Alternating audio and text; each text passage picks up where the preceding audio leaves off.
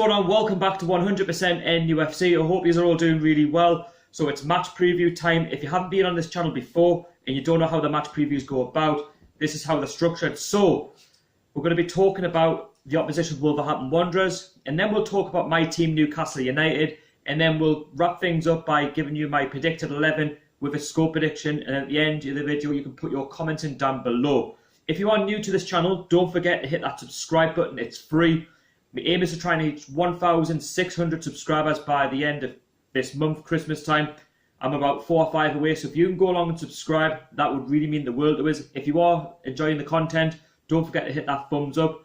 And this video has been marred by a protest for the Wolves game on Sunday. I've already given my opinions of the protest, which is going to be happening this Sunday against Wolverhampton at St James's Park. If you want to see that video, in my opinion, I'll leave a link down below in the description. So if you want to go along and check that out, it's just down below there.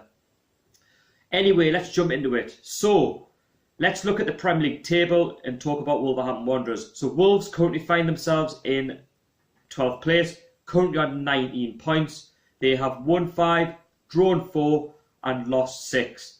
That's a really good start by their standards. You know, they've had a really good start to the Premier League campaign. They've picked up a lot more points than a lot of fans would have imagined. A lot of pundits at the start of the season had them, to be into the top 6, sort of challenging for Europe. But I think at the minute, it's a little bit too much, because considering that they've just won the Championship, yes, they're heavily invested in the summer. It's a bit harsh saying that they should be going for the top 6 and putting them under that sort of pressure, especially with all the players that they've bought, especially the Portuguese connection that they've got. They don't want to be being forced into saying, oh, well, they've got to be, here, they've got to be there. I think the first season in the Premier League, they've got to consolidate, they've got to sort of have a good season and then build from there, stay in the Premier League first instead of being overconfident. I think all in all, Wolves are a good side. They've played really well. They bossed the Championship last season. They've been good in parts.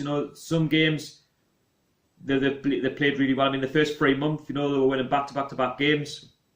They were top 6 of the table, and then sort of the last couple of months they dropped off, and then they've suddenly picked up form again.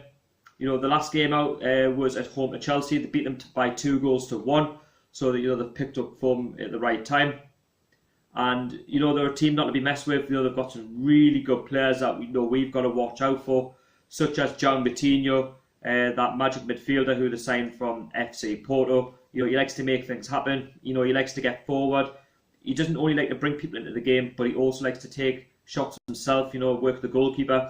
They've got Jota there, who's just scored against Chelsea last night. He likes to cut in from the wing. He likes to create an opportunity for himself. He likes to work with other players. The same could be said with Gibbs White, the young lad who they've just brought in from the reserves.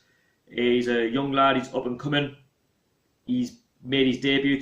I think it was against Manchester United, the team that he actually supports, and he's been ever present since. He's a young lad. He's got a bright future at Wolverhampton. He's scored a lot of goals, and he's a one to watch out for. He won the under-21 World Cup with England when Freddie Woodman was in the team, so I think a lot of fans will know him by now. And I think it's somebody who we need to watch out for, because he's pacey, he's electric, he'll get forward at every attempt possible. Jimenez also scored against Chelsea. He's another one to watch out for. He likes to cut in from the wing. He likes to create an opportunity for himself. He's a player who can get past the defence, cause problems, and to really put a defence under pressure. The back four, one to watch out for is Captain Connor Cody. He's another one who likes to, he's a rock at the back. He's a bit like your Jamal Lascelles. You'll put his body on the line, he'll be there. He'll stop an attack from breaking through, and he's always putting his body on the line. And the goalkeeper as well, Rui Patricio, from Sporting Lisbon. That was a really good buy for them. He was a top quality goalkeeper, probably one of the best in the league, I would say, for now, doing really well. Massively underrated. I think he should have went to the Premier League a long time ago, but obviously he's at Wolves. Wolves are heavily investing in players. He's Portuguese, and he's a keeper, who won the Euros for Portugal back in 2016, so we all know what he's about. He's got Champions League experience, and that's certainly proven dividends for Wolves this season, because they're doing so well in the league. And I think Wolves are, they're slowly going about their business really well. They're a team who like to get forward at every opportunity. We're going to find it difficult, because they're going to find ways of trying to break our back four down, and they're going to try and find ways of stopping us from attacking at the same time.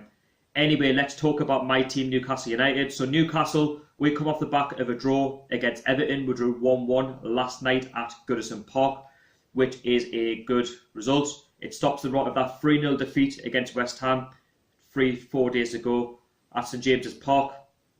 It's another point. It's something to build on for this game against Wolves. And, you know, before that, we'd won 3 games in a row. I say it is a good point because going away from home, any point that you can get away from home is good. It builds your confidence, and it's only going to help this Sunday when we take on Wolves. I think Rafa Benitez will have some selection headaches, of course, this Sunday against Wolves. It'll be marked by the boycott. That's going to be interesting to see how many fans actually turn up. I do believe that there will be a good attendance at St James's Park. I believe that we're going to have, you know, a good atmosphere, and because we're in a good moment, I don't see why the fans would want to, you know, not turn up.